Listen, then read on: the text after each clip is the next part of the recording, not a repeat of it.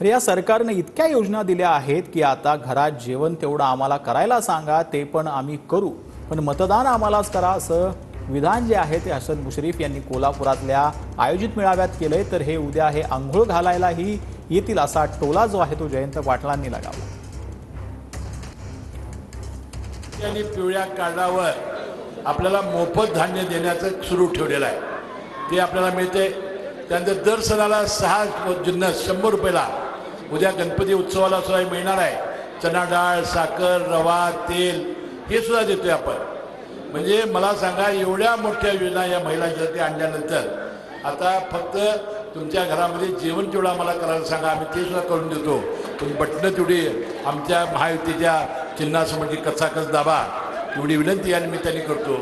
आणि घोषणा काही करतील. आता जेवण करायला यांना आमच्या घरी यायची तयारी आहे, म्हणजे जनतेच्या घरी यायची तयारी आहे.